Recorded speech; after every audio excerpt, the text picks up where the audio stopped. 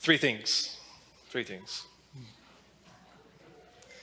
A hypothetical, death to life, and something for us to check. So first, a hypothetical. Right after we signed ourselves with the cross and as the liturgy began, I then said, we're all gathered here celebrating the resurrection, the fact that a man, Jesus, rose from the dead.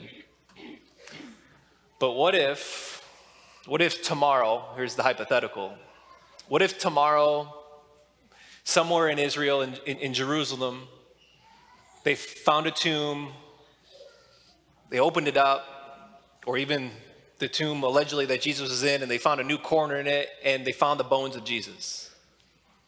And after extensive study and research, say hypothetically that they determined 100% certainty that these were the bones of Jesus. What would you say? What would it do to your faith? Let me tell you what St. Paul said in one of his letters to the Corinthians. He said this. He says, if Christ didn't rise from the dead, he says, your faith is in vain. It's futile. He goes on a couple verses later and says, if Christ didn't rise from the dead, we are the most pitied of all people. If Christ didn't rise from the dead, like I would literally right now pull my collar out, leave here and start watching the Masters. They already teed off. The Cubs are off to a decent start this year. I'm excited about it a little bit. They're 4-3. I would start thinking about that. I'd go and start pre-gaming for that.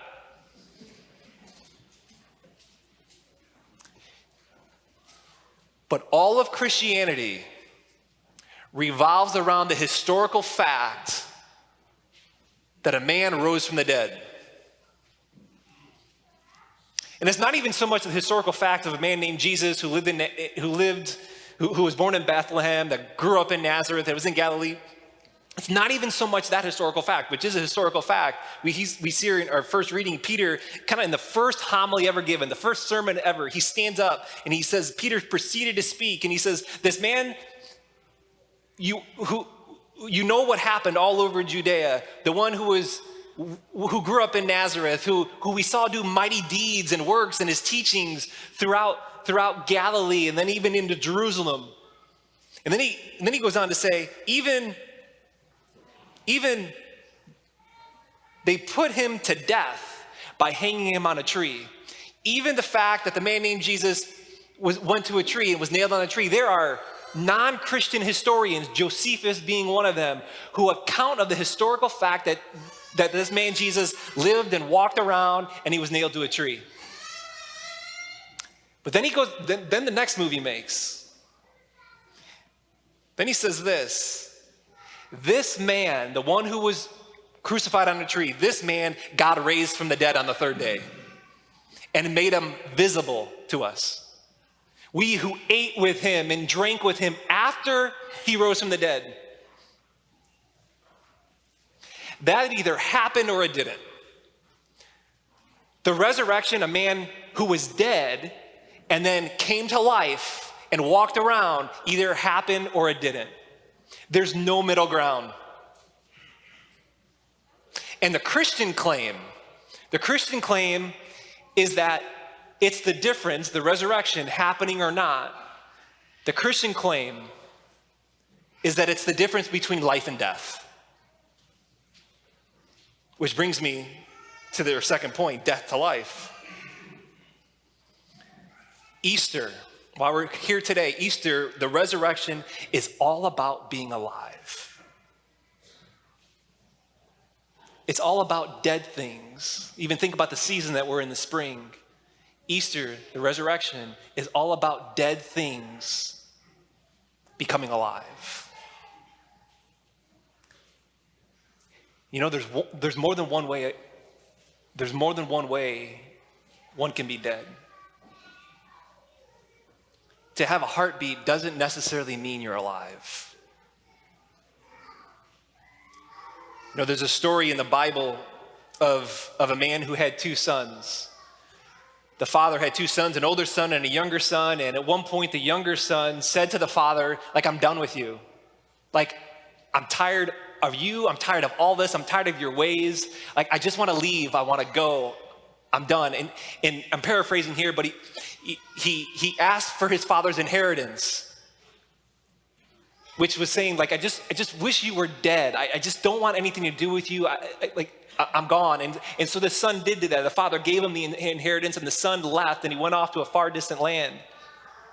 And in the far distant land, what happened was he squandered everything. It says on loose living. And as he squandered everything, one morning, he woke up and he found himself lying down in mud. And he was lost. He was broken. He was confused. He was depressed inside. He was dead. He had a heartbeat, but he was dead. And as he's rock bottom, there in that spot, rock bottom, a thought popped into his head as he's lying there in the mud, a thought popped in his head, what if I went home? What if I got up out of the mud and I went home? And what he doesn't know, the story goes on to say that the father back home every day would just be out there looking out into the distance, waiting, hoping, and wondering, is this the day that my younger son would come home? Is this the day he'd come back to life? And one day he saw someone coming out in a distance, and the person he saw in the distance didn't look like his son anymore. But as he got closer, he found out that it was his son. And upon seeing his son, the father got up and ran to go greet him. And as the son was replaying things in his head of like, what am I going to say when I go home? That I've sinned against you, Father, everything I've done. Before he could even get the words out of his mouth, the father stopped him and gave him a hug and put a ring on his finger, put a robe on him, and threw a party for him. And he shouted out and said, today my son who was dead is alive. My son who was lost has been found. My son who came back to life. See, each and every one of us in this church this morning, including me, every one of us, to some degree or another, is that younger son. Because all of us have sin in us. All of us have a rebellious streak in us because of the fall. It's in every one of us where we say in us, I don't want your ways anymore. I'm done. I'm going to try to do it on my own. I'm done. Every one of us has that in us. And that's the whole reason why Jesus died on the cross and he rose from the dead. So that we might rise to new life. That we have the opportunity to rise to new life. In that very our first reading, as Peter goes on and on, the very last words of his maybe the first sermon ever given, he says this, to him all the prophets bear witness, everything led up into this point, the single most extravagant, pivotal, historical event in the course of human history. To all human prophets bear witness that everyone who believes in him will receive forgiveness of sins through his name. Jesus is alive and he offers you forgiveness of sins. He gives you an opportunity to start over. Things that weigh upon you, that crush you, faults. Jesus is alive and he offers you forgiveness of sins to start over, to become a new man, to become a new woman because he rose from the dead. Jesus is alive and he offers you the thing that your heart longs for and searches for. That my heart longs and searches for. We spent time this Lent talking about things that we turn back to, cheap dopamine, whether it's a screen on our phones or social media or it's addiction, things that we turn to looking and longing and hoping that it fills and satisfies our hearts. But over and over again, we find out that it just doesn't satisfy. It doesn't quench my thirst. It isn't the thing that I'm searching for. Jesus is alive and he's the answer to the thing in yours and my heart that we crave for and long for.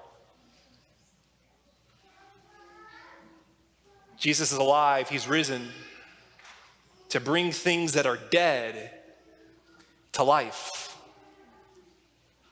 Which brings me lastly here for something for us to check. Maybe the first thing for us to check is maybe for those of us, and this isn't a judgment or just any of us here this morning who maybe who's like the people Paul are talking about, who maybe are here and it's like, I don't believe any of it. Like, and Paul's saying you would be right, that pitied are everybody here. There's nobody to be pitied more than people who believe in a dead man.